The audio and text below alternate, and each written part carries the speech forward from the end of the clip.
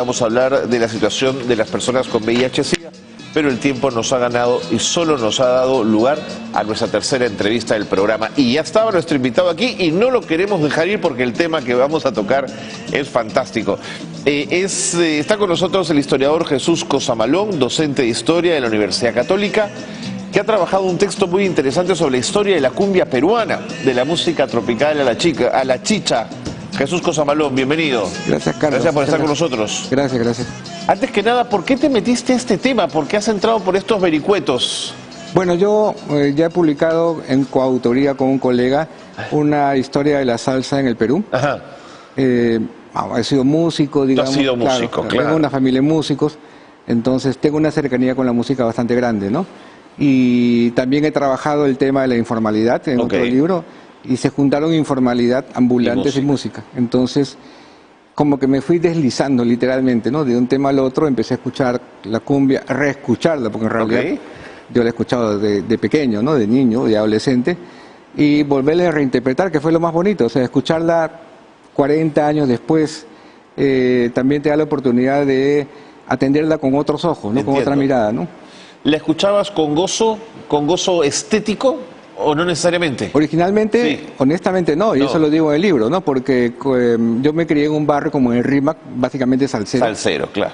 Y entonces creo que quizá muchas personas que nos ven podrán compartir esto. Había una fuerte división entre a los que les gustaba la salsa, la consumían, la bailaban, y entre los que les gustaba la cumbia, digamos, de tipo andino, lo que se va a conocer como chicha, y era como incompatible, ¿no? O sea, como dos grupos totalmente... Entiendo, irreconciliables. Claro, además porque se consideraba que aquellos que les gustaba la cumbia eran hijos de migrantes o migrantes, para decirlo de forma muy dura, quizá cholos. Y entonces se consideraba que la salsa era más música, mejor música. Entonces yo crecí en un ambiente así, ¿no? En el que la mirada sobre la cumbia era como bastante cuestionadora, ¿no? Pero años después, digamos, me doy cuenta que no era así. Cuéntame sobre el libro. El libro se llama La historia de la cumbia peruana, de la música tropical a la chicha, y comienza hablando de la expansión de la clase media, artefactos y nuevos gustos. Sí, porque quizá lo más difundido y la creencia generalizada, que no es del todo equivocada, es que es un gusto popular, ¿no? Porque así nos ha llegado a nosotros, ¿no? La cumbia como popular. Pero lo que el libro muestra es que desde principios de los 60, y entre fines de los 50 y principios de los 60, la cumbia llega en realidad reinterpretada por orquestas que se dedicaban a satisfacer los gustos musicales de la clase media y alta. Muchos de los nombres son conocidos por personas mayores: Lucho Macedo, Enrique Lins, Freddy Roland, Héctor Ferreiro, ¿no? Que hacían música en Big Band, o sea, en orquestas más grandes, y que animaban fiestas de la élite y de la clase media. Ellos sacaban discos y son ellos los primeros que empiezan a reinterpretar cumbias colombianas, la mayor parte, Ñico Estrada, por ejemplo, ¿no? Entonces se difunde como un gusto más de clase media. Quizá el ejemplo más claro de todo esto es que en el Festival de Ancón, el segundo festival, un festival de música muy popular, importante en su momento, muy importante, porque Ancón era un balneario donde la élite tenía mucha presencia. Por supuesto. Gana el segundo premio, una cumbia dedicada a 100 años de soledad de García Márquez, Macondo, ¿no? Que es una cumbia orquestada. Entonces el primer grupo, digamos, que la consume, porque justamente se trata de un producto para la venta. O sea, la música popular y las orquestas hacen discos para vender. Entiendo. Entonces fue la clase media, que además coincide con una expansión de la clase media y de la proliferación de artefactos domésticos, donde creo que el artefacto emblemático de la clase media, que seguramente mucha gente todavía tiene en casa, es la radiola. La radiola. La radiola. Claro. ¿Cuál es el momento de este proceso del que estamos hablando que la guitarra, con ese acorde tan particular, entra a tallar, Jesús? Los conjuntos de guitarra y la guitarra eléctrica vienen en realidad de rock and roll, y acá se emplea mucho con los primeros grupos de rock y de la nueva ola, ¿no? Pero muchos de estos conjuntos de nueva ola y rock en realidad tocaban un poco de todo. Como Enrique Delgado, por ejemplo, que tocaba un poco de rock, hacía mucha música criolla, ¿no? Incluso música folclórica. Entonces van como experimentando, van interpretando. Incluso hay grupos que empiezan a interpretar música tradicional peruana folclórica con guitarra eléctrica, ¿no? Entonces empiezan a experimentar Y así entonces va reinterpretando cumbia con guitarra. Y en el mercado tiene mucho éxito la cumbia con guitarra, porque la gente se identifica con ese sonido. Además que los grupos que tocaban de esta manera, con guitarra, eran menos costosos que las orquestas. Estás hablando de 4 o 5 músicos versus 15 a 20 músicos. Entonces se populariza. Y paulatinamente el mercado va aceptando mucho más la cumbia con guitarra que la cumbia orquestada. Se liga guitarra y guitarra eléctrica además con un sonido de la modernidad. Claro, porque la guitarra eléctrica es el instrumento moderno, ¿no? Claro, quizá ya estamos 50, 60 años después, nos parece que la guitarra eléctrica siempre estuvo ahí. Pero la guitarra eléctrica llega con el cine norteamericano, llega con el rock, llega con Elvis Presley, y en 1960 es la música moderna por antonomasia, y la guitarra eléctrica y el órgano electrónico, ¿no? Son los instrumentos modernos.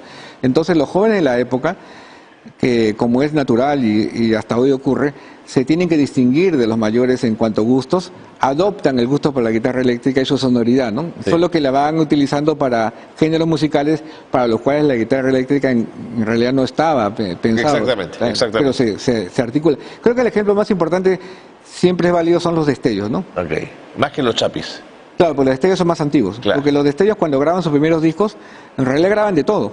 O sea, graban cumbias, guarachas, bugalú, que es otro ritmo de la época, ¿no? Pero en lo que los destellos destacan y en lo que más vende discos son básicamente cumbias. Entonces, cuando encuentran que la cumbia pega en el mercado...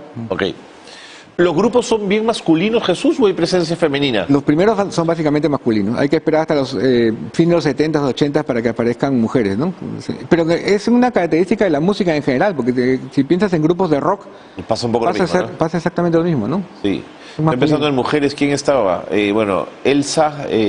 bueno, esa es la canción. Sí, pero claro. Los Delgado, Delgado, ¿cómo se llama? Me olvidé el nombre. Edith. Claro, pero Edith toma el control del grupo una vez que muere su hermano. De acuerdo. Pintura Roja. Pintura Roja, la Princesita Mil, pero es como más tardío, ¿no? Sí, más tardío. Sí, pues son bien ochenteros ya quizás. Claro, pero no es solamente la cumbia.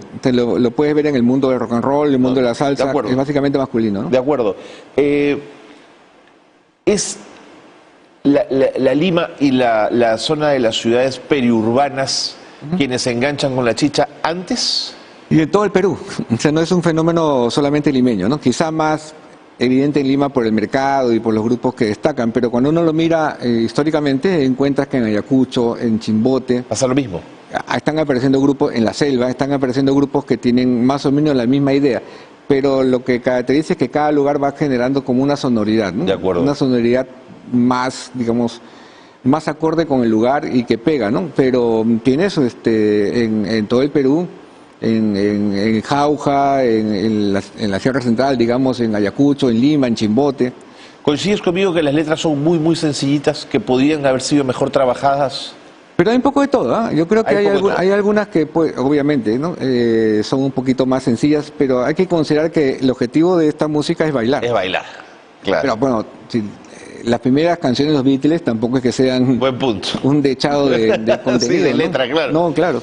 Este es el libro, Historia de la cumbia peruana, de la música tropical a la chicha, y la tenemos en pantalla, quienes quieran buscarla. Es una investigación a conciencia. El Instituto de Estudios Peruanos ha trabajado con Jesús Cosamalón y Jesús Cosamalón con el IEP y han sacado adelante este esfuerzo. Jesús, muchas gracias. ¿Dónde lo conseguimos el libro? Bueno, está disponible en varias librerías. En varias librerías, claro, ahí está. Y ahí los pueden conseguir. Es frondoso en información, rico en imágenes. Y además que sea agregar algo, ¿no? Tiene una lista de canciones, un playlist que se pueden seguir y que, claro, porque la idea es que escuchen la canción y también lean la interpretación que le doy. Buena idea. Pero no necesariamente para que estén de acuerdo, sino para que debatan. Para que justamente entiendan el argumento, ¿no? Muchas gracias, Jesús Cosamalón, sobre todo por la paciencia de esta noche, haber estado con nosotros. A ti. Pausa y volvemos.